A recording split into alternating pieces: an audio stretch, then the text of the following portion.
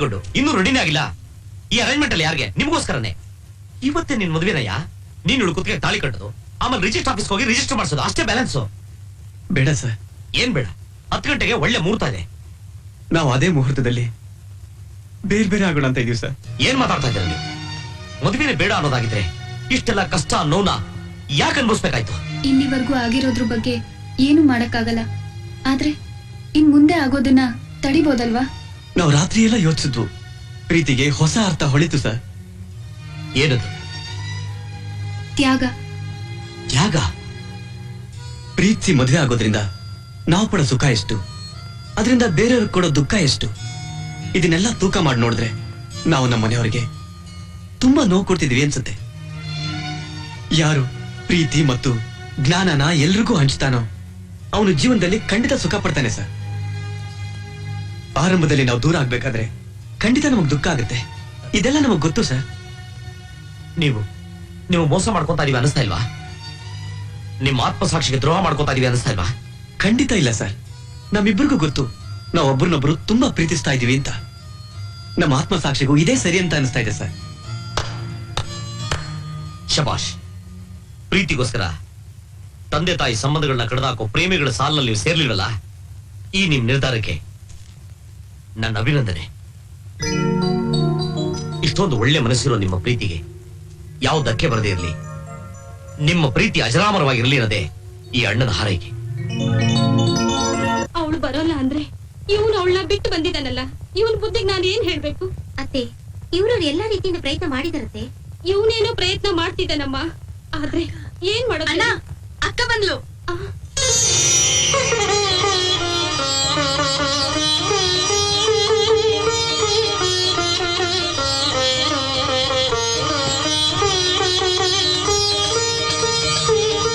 ಅಣ್ಣ, ನನ್ನ ಕ್ಷಮಿಸ್ಬಿಡಣ್ಣ. ಚಿತ್ರ, ಯಾಕಮ್ಮ ಹೀಗೆ ಮಾಡ್ಬಿಟ್ಟೆ? ನಾನು ನಿನ್ಗೇನಮ್ಮ ಕಡಿಮೆ ಮಾಡಿದ್ದೆ? ನೀನಿಲ್ದೆ ನಾವೆಲ್ಲರೂ ಸಂತೋಷವಾಗಿರ್ತೀವಿ ಅಂತ ಅನ್ಕೊಂಡಿದ್ಯಾ? ನನ್ನ ಕ್ಷಮಿಸ್ಬಿಡಣ್ಣ ಪ್ಲೀಸ್. ಇನ್ಮೇಲೆ ನಾ ಎಲ್ಲೂ ಹೋಗಲ್ಲ, ಯಾರ ಮನ್ಸನ್ನು ನೋಯಿಸಲ್ಲ.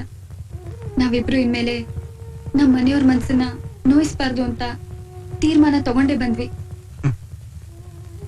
ಈಗ ನೀವು ತಗೊಂಡ್ರ ತೀರ್ಮಾನ ಮುಂಚೆನೆ ತಗೊಂಡಿದ್ರೆ ಇವತ್ತು ಜನ ಏನ್ ಆಡ್ಕೋತಾ ಇದ್ದಾರೋ ಅದಕ್ಕೆ ಅವಕಾಶನೇ ಇರ್ತಾ ಇರ್ಲಿಲ್ಲ.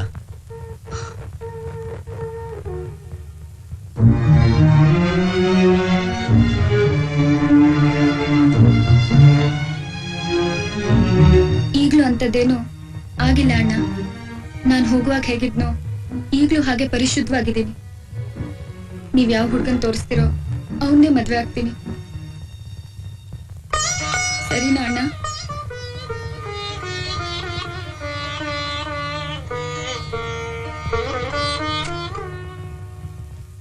ಶಬಾಷ್.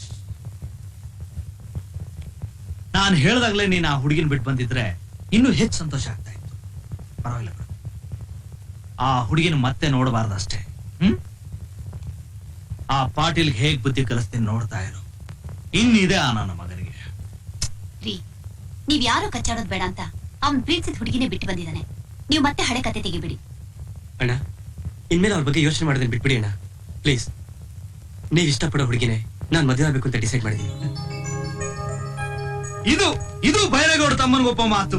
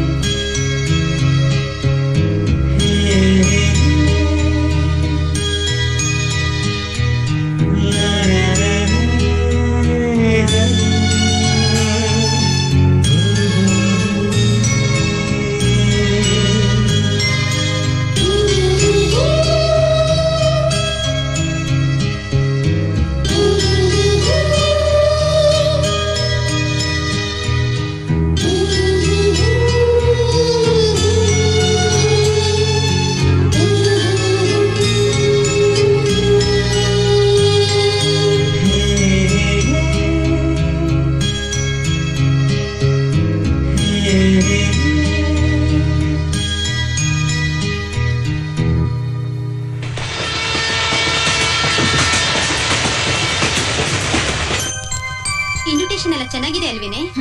ಹೌದು.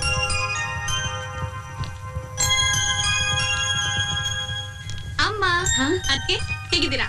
ಚೆನ್ನಾಗಿದ್ದೀನಿ. ಏನಿದೆಲ್ಲ? ಇನ್ವಿಟೇಷನ್ ಕಣೆ. ಇನ್ವಿಟೇಷನ್? ಹಾ, ನೀನು ಟೂರ್ಗೆ ಹೋಗಿದ್ಯಲ್ಲ, ಅದಕ್ಕೆ ನಿಂಗೆ ಏನು ಗೊತ್ತಿಲ್ಲ. ಚೈತ್ರಂಗೆ ಮದ್ವೆ ಫಿಕ್ಸ್ ಆಯ್ತು. ಹುಡುಗನ ಹೆಸರು ರಮೇಶ್ ಅಂತ, ಅಮೆರಿಕದಲ್ಲಿದ್ದಾನೆ. ರಮೇಶ ಅಮೇರಿಕನ? ಹಾಗಾದ್ರೆ ರಾಹುಲ್? ರಾಹುಲ್ಲ, ಅದೆಲ್ಲ ಮುಗ್ದೋದ್ ಕತೆ. ಅಕ್ಕ ಅಕ್ಕ ಅಕ್ಕ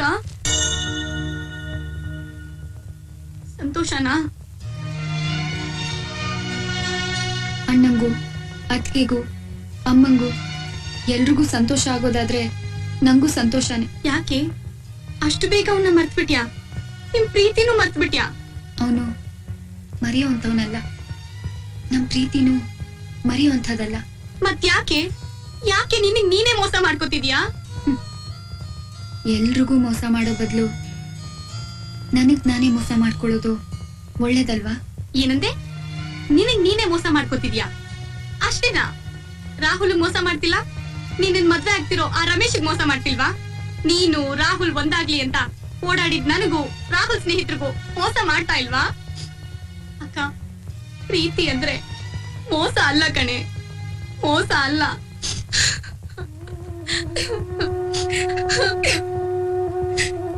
ಬರುವಾಗ ರಾಹುಲ್ನ ನೋಡ್ದೆ. ಅವನ್ ಎಷ್ಟು ಡಲ್ ಆಗಿ ಎಷ್ಟು ಕೆಟ್ಟದಾಗಿದ್ದಾನೆ ಗೊತ್ತಾ? ನೀನ್ ಯಾವತ್ತಾದ್ರೂ ಅವ್ನ್ ಹೇಗಿದ್ದಾನೆ ಅಂತ ನೋಡ್ದ್ಯಾ ಅಕ್ಕ? ನೋಡ್ದ್ಯಾ? ಯಾಕಕ್ಕ ನಮ್ಮೆಲ್ರು ನಮ್ಗೆ ಸುಳ್ಳು ಮಾಡ್ದೆ? ಯಾಕ್ ನೀನ್ ಮದ್ವೆ ಆಗದೆ ಓಡ್ ಬಂದೆ? ಹೇಳಕ್ಕ, ಮಾತಾಡಕ್ಕ, ನಾನ್ ಕೇಳ್ತಿರೋದು ಉತ್ತರ ಕೊಡು. ಯಾಕ್ ನಮ್ಗೆ ಸುಳ್ಳು ಮಾಡ್ದೆ? ಹೇಳಕ್ಕ. ಅಣ್ಣ, ಯಾಕಮ್ಮ, ಯಾಕೆ ಕಳ್ತಾ ಇದೀಯಾ? ಏನಿಲ್ಲ ಅಣ್ಣ. ಅಲ್ಲ, ಮತ್ತೆ ಅವಳು ಅಳ್ತಾ ಇದ್ದಾಳಲ್ಲ. ನೋಡು, ಸ್ವಲ್ಪ ಹೊತ್ತು ಅವಳು ಒಟ್ಟಿಗೆ ಬಿಟ್ಬಿಡು. ಸುಮ್ಮನೆ ಅವಳು ತಲೆ ಕೆಡಿಸ್ಬೇಡ. ಬಾ ಬಾ.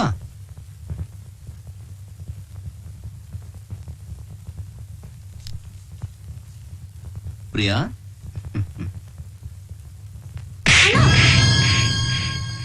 ಏನೋ ಸಣ್ಣ ಹುಡುಗಿ, ಪಾಪ ಏನು ಗೊತ್ತಾಗಲ್ಲ ಅಂತ ಅನ್ಕೊಂಡಿದ್ದೆ. ಪರವಾಗಿಲ್ಲ, ಬಹಳ ದೊಡ್ಡೋಳಾಗಿ ಬೆಳೆದು ಬಿಟ್ಟಿದ್ಯಾ. ಇಷ್ಟೆಲ್ಲ ಆಗಿಂದ ನಿಂತಿದ್ದಾನೆ ಅಂತ ಈ ಮುಟ್ಟಳಗ್ ನಂಬಕ್ಕೆ ಆಗ್ತಾ ಇಲ್ಲ. ನೀನ್ ಹೀಗೆ ಬಿಟ್ರೆ ಇಡೀ ಮನೇನ ಹಾಳು ಮಾಡ್ಬಿಡ್ತೀಯ. ಇನ್ನೊಂದು ಸಲ ಹೊರಗಡೆ ಏನಾದ್ರು ಕಾಲಿಟ್ರೆ ಕತ್ತರು ಸಾಕ್ಬಿಡ್ತೀನಿ. ನಡಿ ನಡಿ.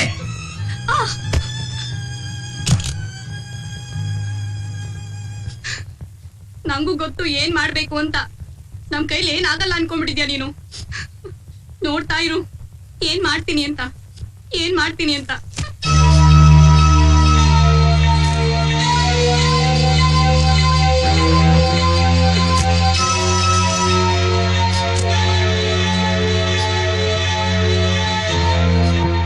ಪ್ರಿಯ ಬೈರೇಗೌಡರಿಗೆ ಪಾಟೀಲ್ ಮಾಡುವ ನಮಸ್ಕಾರಗಳು. ನನಗೆ ಇನ್ವಿಟೇಷನ್ ಕಳ್ಸವನಲ್ಲ, ಎಷ್ಟು ಮಟ್ಟಿಗಿರ್ಬೇಕು ಅವ್ನ ಕೊಬ್ಬು. ಯಾಕ್ರೆ ಸುಮ್ನೆ ರೇಗಾಡ್ತೀರಾ? ಮದ್ವೆಗೆ ಇನ್ವಿಟೇಷನ್ ತಾನೇ ಕಳ್ಸಿರೋದು, ಕೋರ್ಟ್ ನೋಟಿಸ್ ಅಲ್ವಲ್ಲ. ನಾನ್ ತಂಗಿಗೆ ಎಂತ ಗಂಡು ಹುಡುಕಿದೀನಿ ನೋಡು ಅಂತ ನಾನು ಈ ಆಸ ಕಳ್ಸಿರೋದು ಇನ್ವಿಟೇಷನ್. ಎಲ್ಲ ನಿಮ್ ಭ್ರಮೆ. ನೀವಿನ್ನೂ ಅಲ್ಲೇ ಇದ್ದೀರಾ. ಅವರಾದ್ರೂ ಈ ದ್ವೇಷ ಸೇಡು ಬೇಡ, ಇನ್ಮೇಲಾದ್ರೂ ಪ್ರೀತಿಯಿಂದ ಇರೋಣ ಅಂತ ಬಯಸಿದ್ರೆ ನೀವಿನ್ನೂ ಕಾಡ್ ಮನುಷ್ಯರ ತರ ಕೂಗಾಡ್ತಿದ್ದೀರಾ. ನಾನ್ ಕಾಡ್ ಮನುಷ್ಯ, ಅವನ್ ಸಭ್ಯನಾ? ನನಗೇನೋ ಹಾಗೆ ಕಾಣಿಸ್ತಿದ್ದೀರಪ್ಪ. ನೋಡ್ತಾ ಇರು, ರಾಹುಲ್ದು ರೂಪಾದು ಮದ್ವೆ ಹೆಂಗ್ ಮಾಡ್ತೀನಿ ಅಂತ. ಅವನು ಮನೆ ಮುಂದೆ ಇರೋ ಮೈದಾನದಲ್ಲೇ ದೊಡ್ಡದಾಗ ಪೆಂಡಾಲ್ ಹಾಕ್ಸಿ, ಊರೆಲ್ಲ ಚಪ್ರ ಹಾಕ್ಸಿ, ಪೊಲೀಸ್ನವರಿಂದ ರಾಜಕಾರಣಿಗಳು ಕರೆದು ಊರೇ ಗಾಬರಿ ಆಗ್ಬೇಕು. ಹಂಗ್ ಮಾಡಿ ರೀ, ಮದುವೆ ಗಾಬರಿ ಆಗೋ ತರ ಅಲ್ಲ ರೀ, ಎಲ್ರು ಸಂತೋಷ ಪಡೋ ತರ ಮಾಡ್ಬೇಕು. ನಿನ್ನ ಹತ್ರ ಏನ್ ಮಾತು? ನೋಡ್ತಾ ಇರ ಹೆಂಗ್ ಮಾಡ್ತೀನಿ ಅಂತ. ಈಗಲೇ ಹೋಗಿ ಅಕ್ಕನ್ ಫೋನ್ ಮಾಡಿ ಬರ್ತೀನಿ. ಅದ್ಗೆ ಅವ್ರೆಲ್ಲಾನು ಮರೆತು ಮದುವೆಗೆ ಬನ್ನಿ ಅಂತ ಕರೆದಿದ್ದಾರೆ. ಒಂದೇ ಒಂದ್ಸರಿ ಅವಳನ್ನ ನೋಡ್ಬೇಕು ಅನ್ನೋ ಆಸೆ ಆಗ್ತಿದೆ. ಇದೇ ಕೊನೆ ಸಾರಿ, ಪ್ಲೀಸ್ ಅದ್ಗೆ. ರಾಹುಲ್, ನೀನ್ ಸುಮ್ಮನೆ ರೀ. ಅಲ್ಲ, ರಾಹುಲ್ ತಾನು ಪ್ರೀತಿ ಮಾಡಿದ ಹುಡುಗಿನೇ ಬಿಟ್ಟು ಬಂದ. ಯಾರಿಗೋಸ್ಕರ? ನಮಗೋಸ್ಕರ. ಆದ್ರೆ ನೀವು ಅವ್ರಿಗೋಸ್ಕರ ನಿಮ್ ಸೇಡು ಕೋಪನ ಬಿಡೋಕಾಗ್ಲಿಲ್ಲ ಅಲ್ವಾ? ಅವ್ರ ಮೇಲಿನ ಕೋಪದಿಂದ ಈಗ ಆತ್ರದಿಂದ ಮದುವೆ ಮಾಡೋದಾ? ಅದೆಲ್ಲ ಬೇಡರಿ. ಅವರು ಕಾಗ್ದ ಬರ್ದಿರೋದಾದ್ರೂ ಏನು, ಆಗಿರೋದೆಲ್ಲ ಮರ್ತ್ಬಿಟ್ಟು ನಮ್ ಹುಡುಗಿಗೆ ಆಶೀರ್ವಾದ ಮಾಡಿ ಬನ್ನಿ ಅಂತ ತಾನೆ. ನಿಮ್ದು ಎಂಥ ಕೆಟ್ಟ ಬುದ್ಧಿ ರೀ. ಹೋಗಿ ಆಶೀರ್ವಾದ ಮಾಡೋದ್ ಬಿಟ್ಟು ಇಲ್ದೇ ಇರೋ ಜಗಳ ತೆಗೆದು ನೀವು ಬೇಜಾರ್ ಮಾಡ್ಕೊಂಡು ಅವರನ್ನು ಬೇಜಾರ್ ಮಾಡ್ತೀರಾ. ನೋಡಿ, ನೀವ್ ಏನಾದ್ರೂ ಅನ್ಕೊಳ್ಳಿ, ನಾನಂತೂ ಮದ್ವೆಗೆ ಹೋಗೇ ಹೋಗ್ತೀನಿ. ಆ ಹುಡುಗಿಗೆ ಆಶೀರ್ವಾದ ಮಾಡಿ ಚೆನ್ನಾಗಿರು ತಾಯಿ ಅಂತ ಅಂದು ಬರ್ತೀನಿ. ರಾಹುಲ್, ಜೊತೆ ನೀನು ಬಾರೋ, ನಿನ್ ಫ್ರೆಂಡ್ಸ್ನೆಲ್ಲ ಕರ್ಕೊಂಡ್ ಬಾ. ಅದೇನಾಗುತ್ತಾ ನಾನು ನೋಡ್ತೀನಿ. ನೋಡಿ, ನೀವು ಬಂದ್ರೆ ಬನ್ನಿ, ಇಲ್ಲಾಂದ್ರೆ ಬಿಡಿ, ನಾವಂತೂ ಹೋಗೇ ಹೋಗ್ತೀವಿ.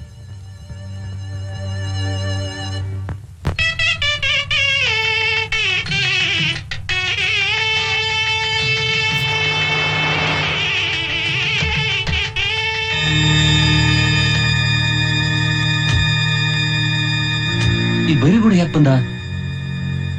ನಾನು ಕರ್ದೇ ಇಲ್ವೇ?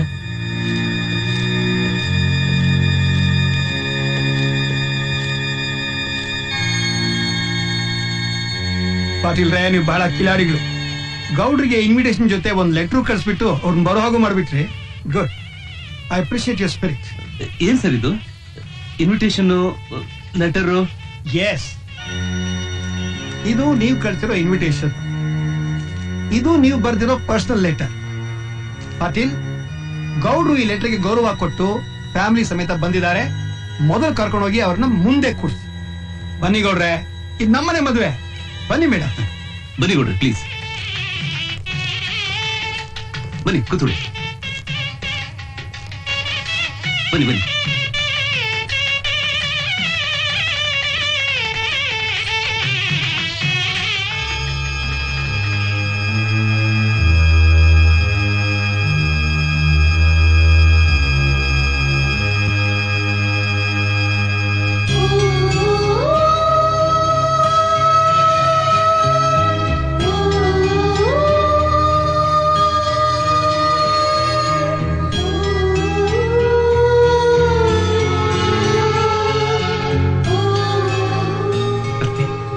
ಒಂದ್ ನಿಮಿಷ ಹೊರಗಡೆ ಹೋಗ್ಬರ್ತೀನಿ.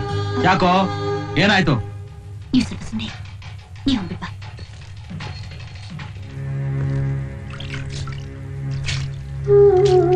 ರಾಹುಲ್, ಭಟ್ಟ, ಏನೋ ಇದೆಲ್ಲ? ಏನೋ ಮಾಡೋದು? ಈ ನನ್ ಮಗ ಮದುವೆ ಮಾಡ್ಕೊಂಡು ಬರೋದ್ ಬಿಟ್ಟು ಪ್ರೀತಿ ಅಂದ್ರೆ ತ್ಯಾಗ ಅಂತ ಏನೇನೋ ಕತೆ ಹೇಳ್ದ. ಇವಾಗ ನೋಡ್ ಹೇಗೆ ಅಳ್ತಾ ಇದ್ದಾನೆ. ಏ, ನೀವ್ ಹಿಂಗ್ ಮಾತಾಡಿದ್ರೆ ಆಗಲ್ವೋ? ಇವಾಗ ಏನಾದ್ರೂ ಮಾಡ್ಲೇಬೇಕು. ಒಂದ್ ಐಡಿಯಾ ಕಂಡ್ರು. ಈ ಮದ್ವೆ ಗಂಡನೆ ಕಿಡ್ನಾಪ್ ಮಾಡ್ಬಿಟ್ಟು ಮುಹೂರ್ತ ಸಮಯದಲ್ಲಿ ನಮ್ ರಾಹುಲ್ನ ಕರ್ಕೊಂಡೋಗಿ ಮಂಟಪದಲ್ಲಿ ಕೂರ್ಸ್ಬಿಡೋಣ. ಒಂದ್ಸಲ ತಾಳಿ ಕಟ್ಟೋದು ಮುಗಿದೋಯ್ತು, ಯಾರು ಏನು ಕಿತ್ಕೊಳಕ್ಕಾಗಲ್ಲ. ಯಾಕೆ, ಮುಖ ಕಾಣಿಸಲ್ವಾ? ಏ ಗುಗ್ಗುಲರ್ ಮಗನೇ, ಮುಖಾನ ಹೂವಿನಿಂದ ಮುಚ್ಚಿಬಿಡೋಣ ಕಣೋ. ಏಯ್ ಬೇಡ ಬೇಡ, ಬೆಡ್ಶೀಟ್ ಇಂದೆಲ್ಲ ಮುಚ್ಚಿಬಿಡೋಣ. ಥೂ ನನ್ನ ಮಗನ, ಇದೇನ್ ಸೇಟು ಮದುವೆ ಕಟ್ಟೋತಾನ ಹೂವಿನಿಂದ ಮುಖ ಮುಚ್ಚಕ್ಕೆ? ಇದು ಪಕ್ಕ ಕರ್ನಾಟಕ ಸ್ಟೈಲ್ ಮದುವೆ ಕಣಲ್ಲ. ಹಾಗಿದ್ರೆ ಒಂದ್ ಕೆಲಸ ಮಾಡೋಣ ಕಣ್ರು, ನಾವು ಮದುವೆ ಗಂಡಿನ ಹತ್ರ ಹೋಗ್ಬಿಟ್ಟು, ನೋಡಿ ಸರ್, ನೀವು ಮದ್ವೆ ಆಗ್ತಿರೋ ಹುಡುಗಿ ನಮ್ ರಾಹುಲ್ನ ತುಂಬಾ ಪ್ರೀತಿಸ್ತಾ ಇದ್ದಾಳೆ, ದಯವಿಟ್ಟು ನೀವು ಮದ್ವೆ ಆಗ್ಬೇಡಿ ಅಂತ ಕೈ ಕಾಲು ಹಿಡಿದು ಬೇಡ್ಕೊಳ್ಳೋಣ ಕಣ್ರು. ಅಲ್ವೇನ್ರು? ಏಯ್, ಆದ್ರೆ ಇದಕ್ಕೆ ಚೈತ್ರ ಒಪ್ತಾಳೇನೋ? ಅದೇಳೋ. ಏಯ್ ಪ್ರಿಯಾ, ಒಂದ್ ನಿಮಿಷ ಬನ್ನಿ. ಏನು ಎಲ್ರು ಒಟ್ಟಿಗೆ ಪ್ಲಾನ್ ಮಾಡ್ಕೊಂಡ್ ಬಂದಿರೋ ಹಾಗಿದೆ. ನನಗ್ ಗೊತ್ತು ನಿಮ್ ಐಡಿಯಾ ಏನು ಅಂತ. ಮದ್ವೆ ಗಂಡ ಹತ್ರ ಹೋಗಿ ಇವ್ರಿಬ್ರು ಲವ್ ಸ್ಟೋರಿನೆಲ್ಲ ಹೇಳೋದು. ಅದಕ್ಕೆ ಚೈತ್ರ ನಮ್ ಜೊತೆ ಬರ್ತಾಳೋ ಇಲ್ವೋ ಅನ್ನೋದು ನಿಮ್ ಡೌಟ್. ಅಮ್ಮ ತಾಯಿ, ಪ್ರಪಂಚದಲ್ಲಿರೋ ಎಲ್ಲಾ ಬುದ್ಧಿನ ಆ ಪರಮಾತ್ಮ ನಿನಗೆ ಕೊಟ್ಬಿಟ್ನಲ್ಲಮ್ಮ. You are really a great girl. ಹಾ, ಈ ಓವರ್ ಆಕ್ಟಿಂಗ್ ಎಲ್ಲ ಬೇಡ. ಮೊದ್ಲು ನಾವ್ ಹೋಗಿ ಆ ಗಂಡನ ಅಟ್ಯಾಕ್ ಮಾಡೋಣ.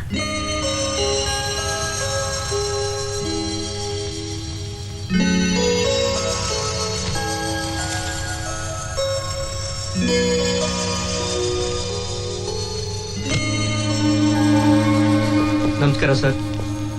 ನಮಸ್ಕಾರ ಸರ್.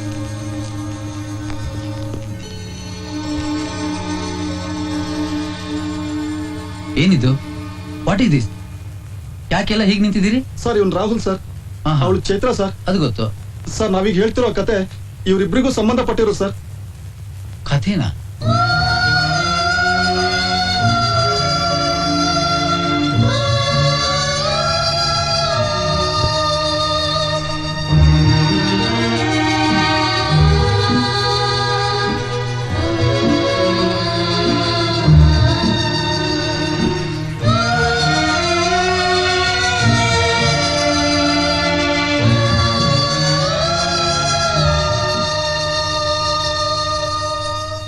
ಯಾಕ್ರೆ ಹೇಳ್ತಾ ಇದ್ದೀರಾ?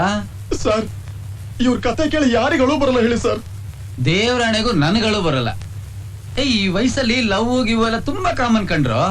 ಇದನ್ನೆಲ್ಲ ಸೀರಿಯಸ್ ಆಗಿ ತಗೋಬಾರ್ದು. ಏನ್ ಸರ್, ಲವ್ ನ ಸೀರಿಯಸ್ ಆಗಿ ತಗೋಬಾರ್ದ? ಹೌದಯ್ಯ, ಲವ್ ಮಾತ್ರ ಅಲ್ಲ, ನಮ್ ಲೈಫ್ಗೆ ತೊಂದರೆ ಆಗುತ್ತೆ ಅನ್ನೋದಾದ್ರೆ ಯಾವ್ದನ್ನು ಸೀರಿಯಸ್ ಆಗಿ ತಗೋಬಾರ್ದು. ಹಾಗಾದ್ರೆ ನೀವು ಚೈತ್ರನ್ ಮದ್ವೆ ಆಗ್ತೀರಾ?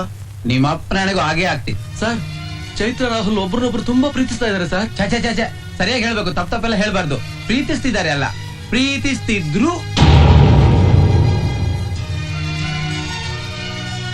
ಏನಮ್ಮ ಚೈತ್ರ, ನೀನವನ್ನ ಪ್ರೀತಿಸಿದ್ಮೇಲೆ ತಾನೇ ನಾನ್ ನೀನ್ ನೋಡಕ್ ಬಂದಿದ್ದು.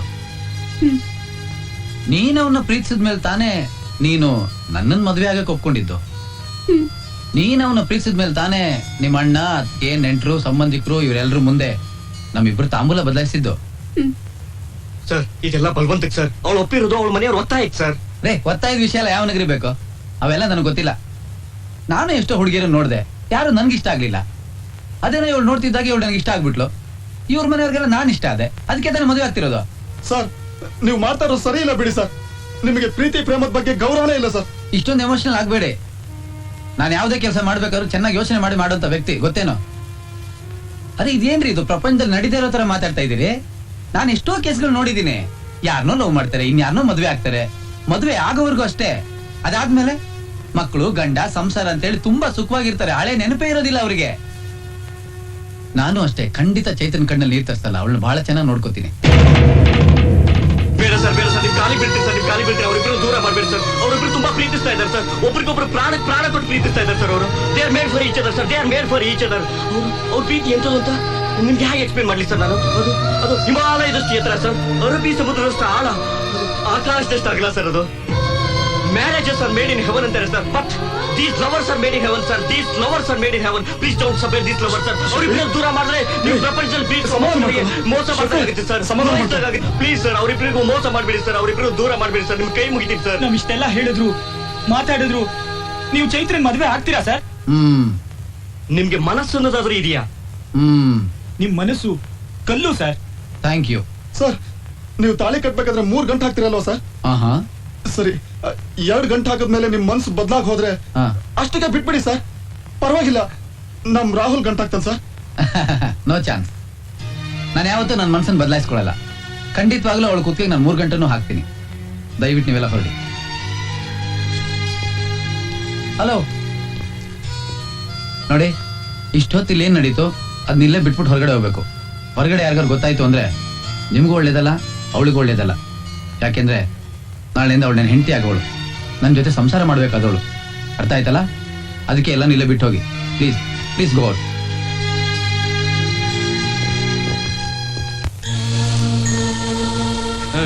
ಎಲ್ಲೋಗಿದ್ದು? ಇಲ್ಲೇ ಹೊರಗಡೆ ಹೋಗಿದ್ದೆ.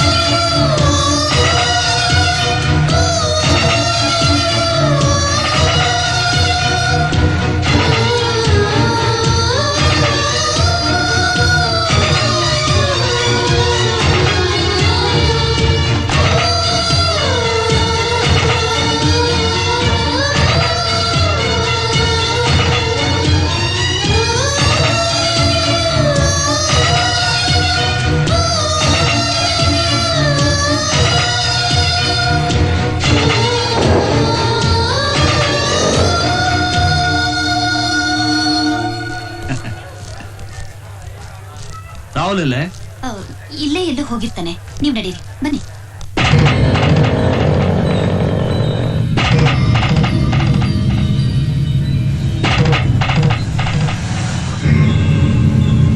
ಚೈತ್ರ, ಆಶ್ಚರ್ಯ ಆಗ್ತಾ ಇದೆಯಾ? ನಾನು ನಿಮ್ಮ ಅಣ್ಣನ ಮೊದಲೇ ಹೇಳಿದ್ದೆ ಫಸ್ಟ್ ನೈಟ್ ಅವೆಲ್ಲ ಇಲ್ಲಿ ಬೇಡ ಅಂತ ಹೇಳಿ. ಅವೆಲ್ಲ ಏನಿದ್ರು ಊಟಿಲಿ.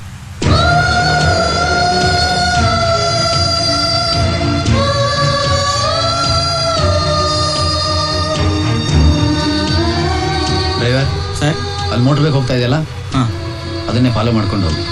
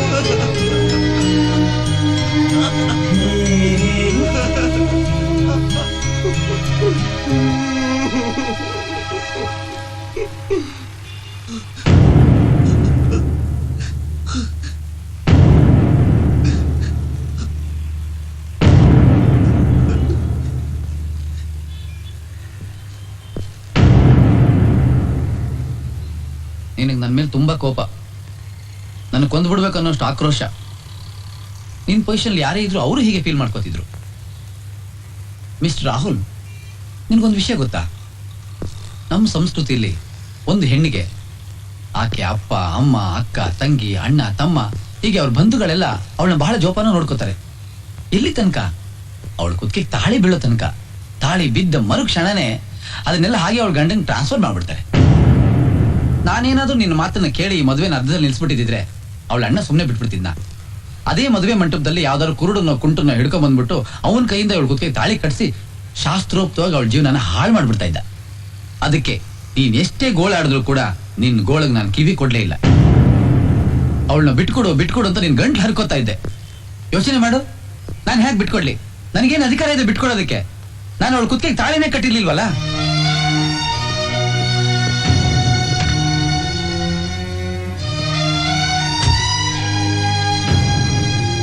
ಈಗ ಕೇಳು ಬಿಟ್ಕೊಡು ಅಂತ.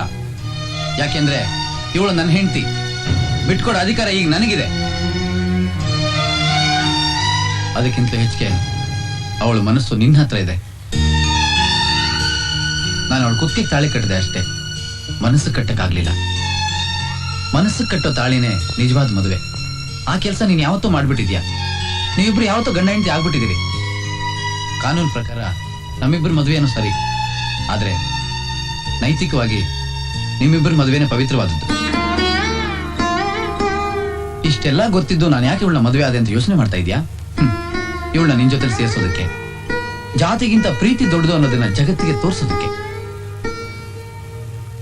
ಯಾಕೆ ಚೈತ್ರ, ನನ್ನ ಮಾತಿಂದ ನಿನ್ಗೆ ಆಶ್ಚರ್ಯ ಆಗ್ತಿದ್ಯಾ? ಎರಡು ಮನಸ್ಸು ಬೆರೆತಾಗ್ಲೇ ಹಾಲು ಸಕ್ಕರೆ. ನಾನು ಸಂಸ್ಕೃತಿ ವಿರುದ್ಧವಾಗಿ ನಡ್ಕೋತಾ ಇರ್ಬೋದು, ಆದ್ರೆ ಮನಸ್ಸು ವಿರುದ್ಧವಾಗಿ ನಡ್ಕೊಳ್ಳೋದಿಲ್ಲ. ಈ ಬೆಸುಗೆ ಯಾವತ್ತೂ ಶಾಶ್ವತವಾಗಿರ್ಬೇಕು. ಯಾವುದೇ ಕಾರಣಕ್ಕೂ ಬೇರಾಗೋದು ಬೇಡ. Good luck.